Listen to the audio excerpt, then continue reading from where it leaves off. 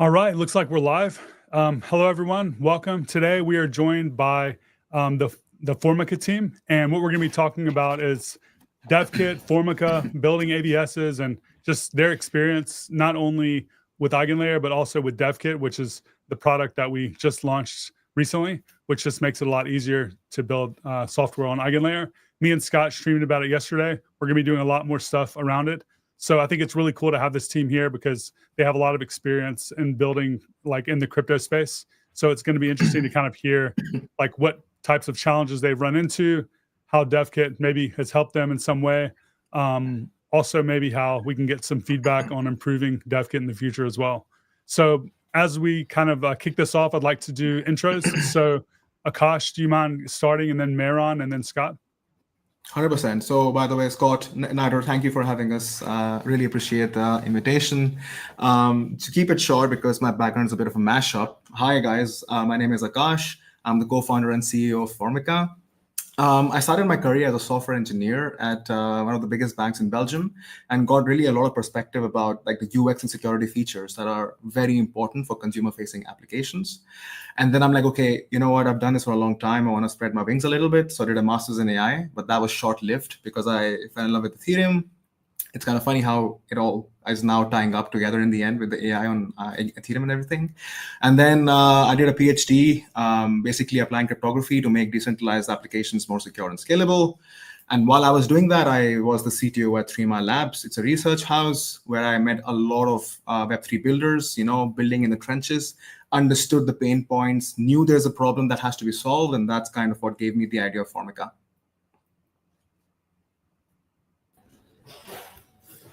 Okay, so hi everybody. It's great to be here. I'm sorry if there is a lot of noise in my background. I'm sitting in the airport. I'm Myron. I'm co-founder and CTO of Formica. So yeah, a little bit of history about me. I grew up in Iran. It was where I started my career as a software engineer for a cloud system.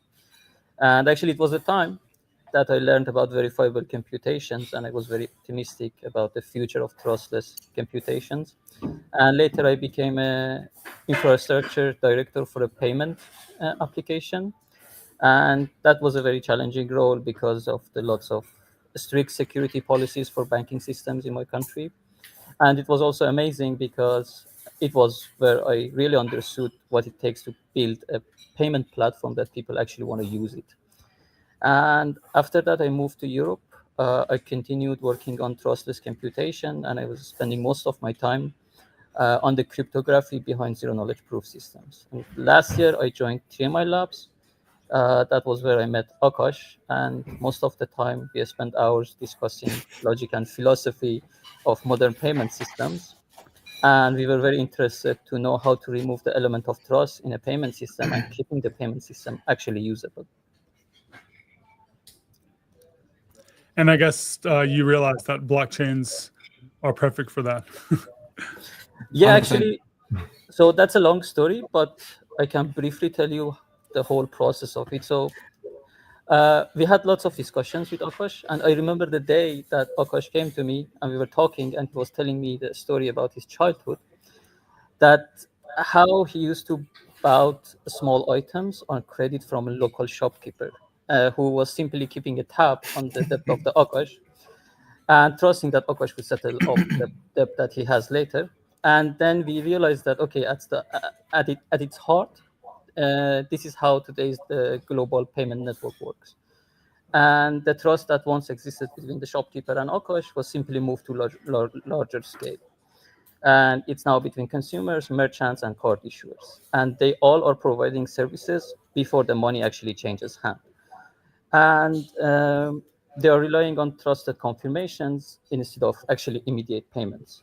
So that perspective, seeing payment as a system built on trust and our passion for trustless computations and trustless systems was the start of Formica. Yeah, it's like we cannot bring the social contract I had with my shopkeeper in Web3. So how do we actually do it in a way that uses cryptography? Because that's what we're good at. Just deploy them on the blockchain, and that's right. Exactly. Really interesting. I have a lot of questions, but before we keep going, I guess, Scott, you want to do a quick intro?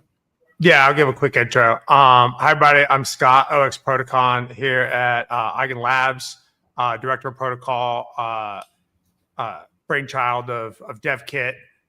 Been at EigenLabs for about 18 months, building out the core protocol. Previous to that, I was working on the L1 protocol labs. Previous to that, I was integrating blockchains at Coinbase. And then in a previous Web 2 life, I traveled the world working at Amazon, building a bunch of cool stuff. So I have been crypto pilled for a long time and couldn't possibly want to be anywhere else, especially with you guys here today. So let's go.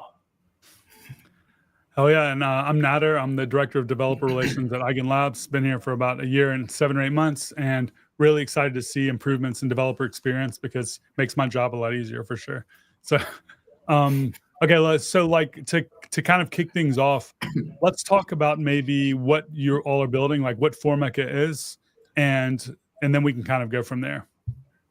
Yeah, maybe I can start with like a more high-level picture of what Formica is, and then Myron, maybe you can jump into technicalities so we can cater to all kind of audiences. So we mentioned, like Myron mentioned, the shopkeeper story, right? So it was more like, okay, credit is basically omnipresent in the world right now. You go to a coffee shop, you tap your card, you get your coffee. There's an instant chime of confirmation, but the settlement actually happens later.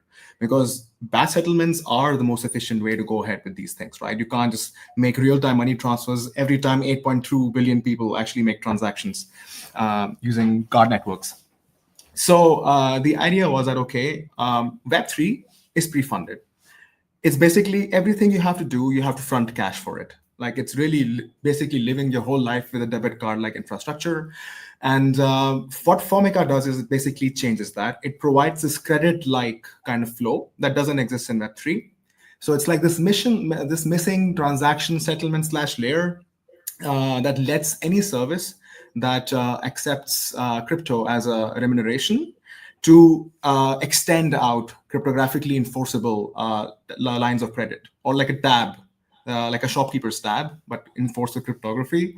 So you could see it as like mixing the speed and UX of Visa, but while mixing it with the composability and security of Ethereum or any other chain, actually. So if you look at it practically, it is basically that users and services, they can transact instantly, right, on exchanging these cryptographic guarantees, non-custodially, and lots of these small interactions that take place between the borrowers, in this case, the users, and the lenders, service providers, they can happen off-chain with these guarantees, and then settlement can happen later in a way that protects the service. Interesting. And maybe I'm going to ask a kind of a high-level lame question here to make sure I understand this. So you're working with these credit lines, you said, and you're doing it off-chain, you settle it later. That gives you the kind of the cross-chain composability and the latency that you would want out of that. Is it sort of, and I don't want to muddy it with the words, but it's almost like a cross-chain ultra composable lightning network, right? Where it's like you have these sort of payment channels with this credit that's kind of sitting there as a line, and then can be used like not just on Bitcoin, but basically anywhere. That's a good observation. I would call it exactly like that, ultra composable Lightning Network. But the one differing factor that's actually really important to note here is that it's extremely capital efficient in Formica. Like the efficiency of capital is much more efficient because I said that the settlement happens later. Right, in Formica, like you do these off-chain interactions with the service provider. How does the settlement actually happen? There's 2 ways to do this. Let's say the tab is running out. Now the service provider is like, okay, it's TTL time. It's time to lifetime. Please settle the tab with me. The user could pay on-chain and just settle the transaction at once, right? The second option is that these guarantees that are being transmitted between the service provider and the user, this guarantee is then used, if the tab is not settled on chain, to take the money out of this vault that the user has money in. But if everything goes well, like let's say the happy path is that I'm transacting with the service provider using these guarantees, I'm settling the tab on chain, the collateral that sits in the vault is untouched. So it's making money for the user while guaranteeing these thousands of transactions off-chain, not just in one service, across services. I see. So that's the capital efficiency. It's producing yield, and you have credit lines bigger than your deposits versus like, oh, if I want to move $100, I got to put $100 worth of Bitcoin in the Lightning Network, which is kind of like one of the biggest criticisms. Yeah. Okay. Exactly. That's the frustration and the UX problem that we noticed with Lightning Network. I'm like, oh, this has to be solved. Which is why I didn't want to like muddy the water there. I was like, I know this is different. I just need to know how. Okay. No, that makes great sense. That's awesome. It is also in the future iterations, we plan to make it cross-chain, but right now it's just on Ethereum as like a way to make sure the protocol is robust enough. And also Ethereum is the backbone of global commerce in the future. So we want to be there while it happens. Let's get Tom Lee on this. Let's go. So my question, and sorry if this has already been explained, I didn't understand it correctly, but is this essentially offering uncollateralized credit to those people? So there's, again, iterations to this, right? So initially there would be a user who wants to use Formica. How we would start off with this is that the user has a USDC investment in a vault, right? Like most of these vault providers give you like 5-6% APR. I've been seeing tweets now that USDC is giving you 10 point something percent APY as well. And the idea is that I have the $20 in a service here, like let's say locked up in a vault, right? It's working for me. It's making me money. It's giving me yield. What else can it do for me? So the Formica infrastructure is allowing you to use that money, to leverage that money, to basically transact instantly off-chain with Formica affiliate services. So an example of that is Aligned. I think that's the biggest example. Myron, do you want to explain the Aligned thing, or should I continue with that? I can explain it, and probably it will answer lots of questions that everybody has about how Formica works. So what is Aligned? EigenLayer is a service that provides extremely low-cost services to verify zero-knowledge proofs. So basically, you can verify a proof that you have for just 1 cent. And that's amazing, right? But here's the issue that they have. The Ethereum transaction to pay for that 1 cent costs about 10 cents. So the fee is 10 times higher than the actual service itself, and which is a huge challenge for onboarding users and also scaling. And what Formica does is that Formica solves this by enabling a cryptographically enforced line of credit for aligned users. So instead of paying every time when they verify a proof, a user open a tab with EigenLayer, and they keep verifying the proofs and simply guarantee to settle the payment later. And here's the key. Align doesn't need to trust any entity here. It doesn't need to trust the user that it will actually settle the debt. Instead, what Align needs to do is to rely on cryptographic guarantees that are generated by the AVSs. And so the only thing that needs to be trusted is actually mathematics, which is as trustworthy as it gets, right? And one of the most exciting features that I believe Formica provides is that this line of credit that is cryptography enforced is transitive. So you can actually delegate payments. And that becomes crucial for AI agent. So we have another partner that we are working with. It's called Ensemble. And they're offering agentic services. And in the model that they have, both users and agents need a payment channel. And even a simple request can trigger a chain of payments in that space. So a user needs to pay an agent, then this agent might need to pay another agent, and this chain can goes on. And well, if you want to imagine the cost and the latency that a simple request would have, it would be crazy. And so what current solution AI company like Ensemble is using now is they are using standard for agentic payments like X402. And Formica actually implements X402. And indeed, Formica can be instance of current A2A payment standards too.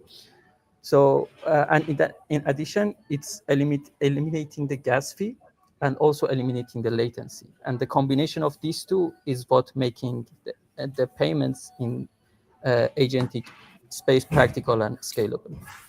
Yeah, just to circle back, Nada, to your initial question. So it's basically the user putting in money in the vault, and that's being leveraged to guarantee like the fair exchange guarantees happening. So let's say I either settle on chain, or if I don't, you go to my vault to take the money out, and in the future iterations, that's where the uncollateralized aspect of this comes in, is that once the user has been part of Formica for a long time, and as Scott also mentioned in our brief introduction before the stream, we are kind of working on a reputation mechanism. And we have users who are we know that they settle always, right, on time with the services that they are actually leveraging the credit from. So we open a market for these external liquidity providers to come in, front the money for these users, given that there's enough reputation. And for that, we need a little bit more data of these users to actually be using Formica.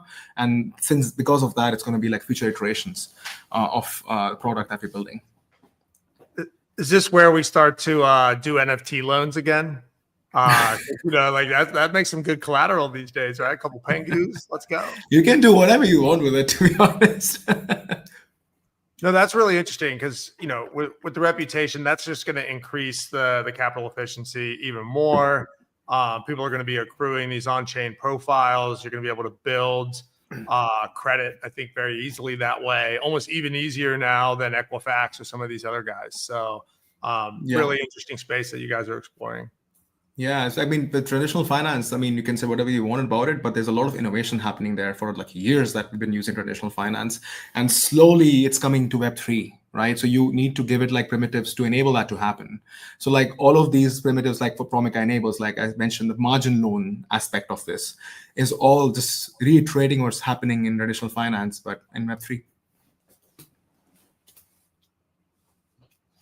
So I guess for the actual implementation and building this out, what is the design that you all have gone with in terms of maybe just a general high level overview of how this would actually work? Okay. So in a very high level, we have lots of components. The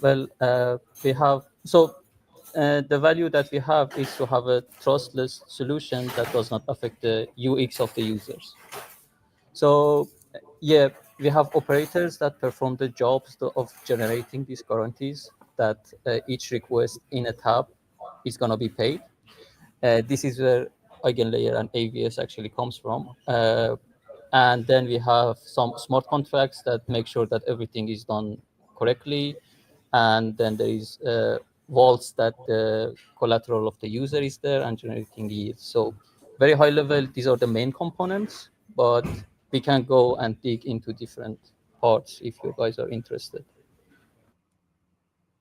I guess in terms of where EigenLayer fits into all this, I think it'd be interesting to maybe talk about that. Do you all plan to, or already leveraging any features like redistribution? Have you thought about how rewards or slashing or any of those things might work? Like how many operators do you guys plan on having and things like that? Yes, so one important thing about our solution is that I find it interesting personally because the current architecture and the flow of the data that is suggested by the DevKit and Hourglass template is not really answering the needs that we have. So we need to change the flow of the data and the way that tasks are being handled. And that was very challenging for us for many reasons that we can get to, but also very easy in a sense because it was possible to actually do it. It was possible to modify all sorts of data flow among the components of the Hourglass template, so that by the end of the day, we could have an AVS, as I always say in terms of DevKit, in a couple of minutes.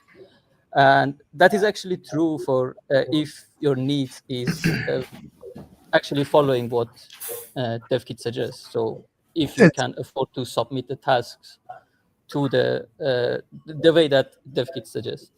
But even if that is not working for you, which was the case for us, then you only need a couple of hours to actually redirect all those. Fascinating. This is really interesting because the current Hourglass architecture has made a few assumptions.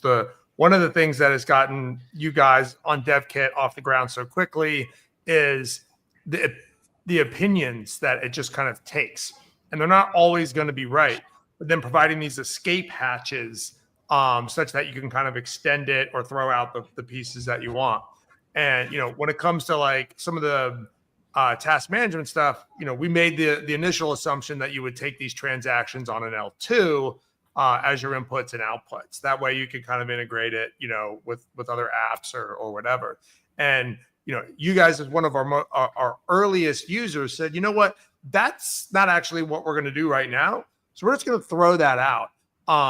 That's awesome. That's actually like very bullish in my opinion that you guys were just able to extend it. And what we had done was clear enough that you could go in there with a reasonable amount of effort without crying tears or chewing glass or, giving us the emojis in the Telegram to get it off the ground. So that's awesome. I do have one question around how you do intake. And this is actually, I think, going to help us because you're not the first person to maybe like not immediately fall on the on-chain task submission like opinion. Is how are you taking the inputs? Like, are the operators opening up RPCs directly and then they're kind of passing it around, or is it like one operator, one task? And how do you discover the ports and load shedding? Like, I don't know, like that's kind of why we punted on that piece. And it's like, well, if it made it through the sequencer, we know what the bandwidth looks like. If you could just like, I don't know, spend a minute just giving me a little bit of a glimpse there, and then I'll go dig into your code later when no one's looking. Sure. So before digging to that, let's just recap how actually it is working currently in Hourglass. So currently what you do is that you submit a task to the task mailbox contract, and then an aggregator is there that takes it and gives it to the executors. And this actually makes it very easy to keep track of tasks and verify the result of those tasks that are generated by the performers of those tasks. So what we are doing in Formica is that, okay, we are releasing our first version of the product on Ethereum. And our goal is to eliminate the gas fee and latency. So if we want to do that, it just isn't going to work for us. So we simply cannot submit a task of generating those guarantees to the task mailbox anymore. So we keep all the components that are there. So the registry for the operators. And of course, we have some assumptions about how often they are going to change, how many operators we're going to have. Mm-hmm. But instead of submitting the task directly to them, we expand the contract to keep endpoints of the operators that we currently have, their public keys, the ports that they are accepting requests, what kind of communication they are accepting. Is it gRPC? Is it HTTP? What kind of communication you can have with them based on your need. And then we submit the task object. And at the beginning, I was thinking this is going to be very easy. And the more that we started to experiment it, the more we realized that why, in the first place, the task was submitted on chain. So it was like the complexity of actually making the operators work reliably grows exponentially with the number of operators that have them. And we would need to have like a very much. So here we have lots of challenges in distributed systems, and we actually have solutions for them. So we're good to go. But yeah, that's what we do, and it was actually much more challenging than I first realized. And what we do is that we try to postpone the verification of the job of the operators to as late as possible. So they do the job, we aggregate the job, they publish the job directly to the requester of that job, and then later they are verified. I see. So you do it in the batches, and then that's how you kind of handle that. And we're going to talk again at some point because to answer Natter's question is I think that's actually where the slashing and redistribution come into play, right? Which is like, oh, you settled $1 million incorrectly. That's interesting. Exactly. Yeah. Let's, and those operators are going to have their own credit lines, right? And there's going to be some redistribution there, so that'll be really interesting to see how that plays out. Actually, that is really interesting. But the thing about operators is that the amount of money that is gonna be transferred to operators is like a very different kind of transfer of money, because it doesn't matter for them if they get the money late. Like latency doesn't play a role here. That's right. And it's not that we are paying them 2 cents, like if you want to pay them. So probably the gas also wouldn't be that much of an issue. So it's not like usually the operators are understandable that we are not going to pay them every hour. So, right. Those kind of things. Yeah. But there is very tricky challenges here, because at the end of the day, what operators do are they are making a promise, they are making a guarantee that a transaction is happening. So if they don't do it correctly, and if they have room for not doing it correctly for a long period of time, this is going to be very risky for us, because they would be capable of causing us lots of damage. So that is very tricky, that how often we need to verify the job of the operators. But yeah, these are all the challenges that comes when you solve the task of chain. And I think that's where the pilots come into play. So we have these pilots with aligned and ensemble codes. We have to understand it's a lean product right now. We want the feedback. We want to see how the efficiency affects all the decisions we make, because it's, after all, distributed systems. Every small thing can actually cause a lot of effect. So Nader, you also asked like the number of operators. I think we will begin with like a smaller number and then see how that plays into the picture with efficiency, and of course scale up if it allows for it. Scott, anything to add or questions? Let's move on, because I could sit here and talk about this part for a very long time. You got 5 hours. Let's keep moving. Okay, cool. So yeah, we have about 10 minutes left. I kind of wouldn't mind touching a little bit more on the product and the applications and stuff, because I think like obviously that's the whole point of all this. We build infrastructure, we build these services, and then we build apps. So like, what are the type of applications that you are planning to either build yourself or to see? I mean, I think personally the most, and I think everyone agrees with this at this point, the most successful protocols that are application specific, that have an idea of like what they want people to build, have done really well if they actually just gone ahead and build that themselves. Farcaster, Hyperliquid, there's probably a half a dozen or so that are out there, like Polymarket. Like they didn't build a protocol and like, oh, someone's going to build a great app. They just literally built the app themselves. Like, are you guys planning to build an app yourself, or are you just building infra only? So we're more like big believers of like problem first, product later kind of ideology. So we are focusing right now on the infra, but of course, if there's room for application to be built on it, we'll definitely do that. But in terms of use cases, we've envisioned some, and just to keep it grounded, I'm going to say with the now, next, and like the future kind of idea. So now we have really seen potential with like other AVSs with their payment, like the payment issues that they face right now with like Aligned, for example. The workarounds that they have are custodial, or like at best, really the economic assumptions are there. And we always also believe that these behavioral economical assumptions actually break at scale, right? So to address these, like our immediate use cases are AVSs and agentic platform. As Myron already mentioned, we are basically X402 implementation as well.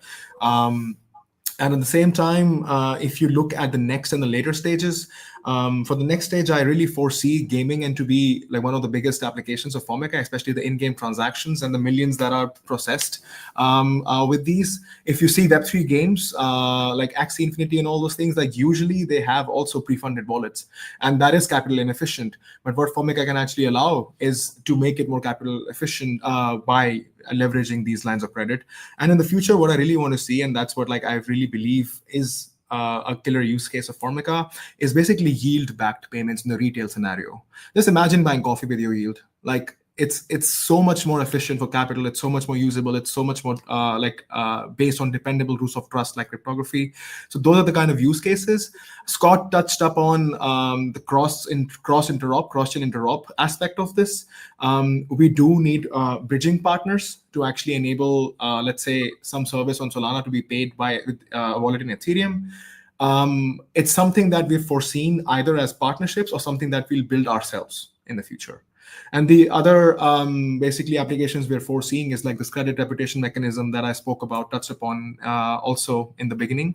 I think these are the killer applications and will be used by not just us, by other builders as well, especially the reputation one, because we'll have so much more metrics to actually build the reputation on. So that's what we foresee for the future. Yeah, that makes sense. It sounds like you already have some customers and they are more like other services and infra that are leveraging at the moment. So it's not like a traditional, or it's not like the type of product that you're only going to see client-side applications. You're actually going to see a lot of different things. Yes, like infra first, B2B first, and then client-facing eventually. That's the kind of idea. Yeah. Sorry, I think you buried the lead there. You said free coffee. That's what I heard. Free coffee. Yield-backed coffee. So technically, it can be free. Yeah. You have, yeah. Sorry, it's just getting into the important stuff. Like it's okay. It's a taxable event. I never saw that money to begin with. I'm in.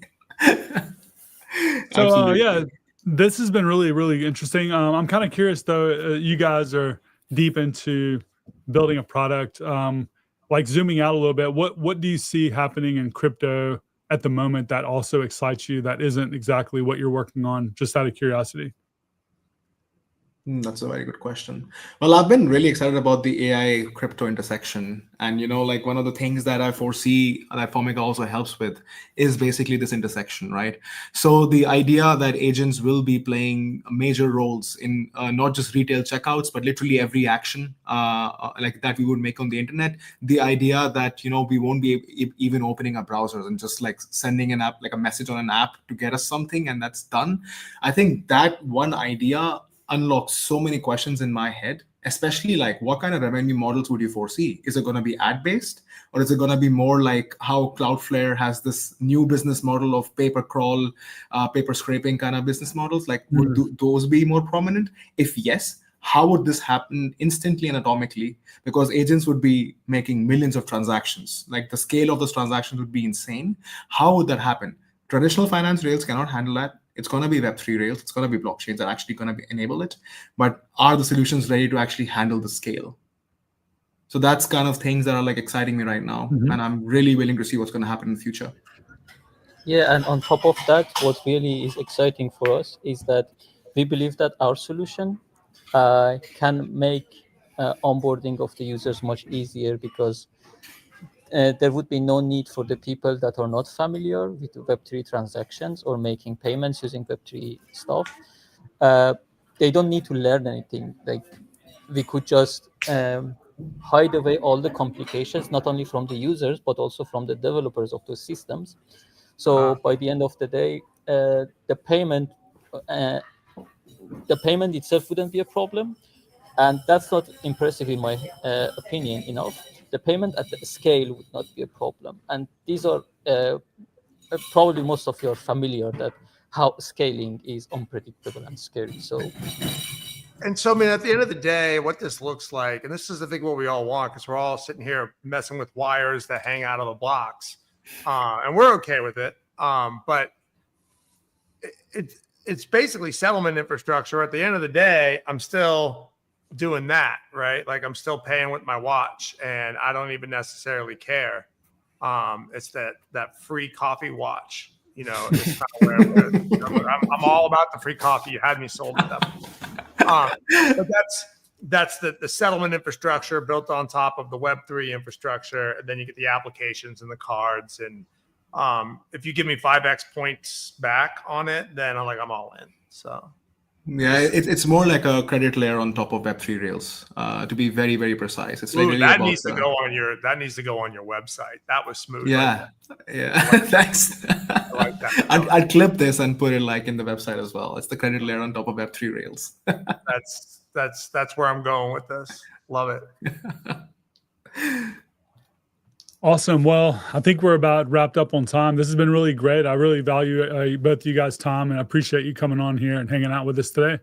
To wrap it up, do you want to point listeners to, or what people that are watching, to any specific place to keep up with what you all have going on or to follow along? 100%. We'd be more than happy to talk to any of the builders there, like trying to like actually hack their way through Web3. You can reach us out at our website. That's formica.xyz. Our socials are tagged. Well, thank you, EigenCloud, to actually tag those socials. You can reach us out at our socials. I can share my Calendly. Like, let's chat and then have a conversation about how Formica can actually help you build your next Web3 dream. And on top of that, we're gonna make our code public soon. Yes. So it probably would be very interesting for everybody to take a look at, especially Scott. If you I just want to see where you're hiding the free coffee. But yeah, let's go. Yeah. I've been on that. And we are gonna release our testnet by the end of this month. So we would love developers to explore, give feedback, and try to break us and contribute, actually. Yeah, 100%. Yeah. Thanks a lot, guys, for the opportunity. Really enjoy the conversation. Thank you. Thanks for explaining what you're doing, and really excited to see what the next steps are. Awesome. Thanks, y'all. Have a great rest of your day, and see everyone later. Scott will be back with more streams soon. Awesome. Yeah, have a nice day. Bye-bye. Bye, everyone. Bye. Bye.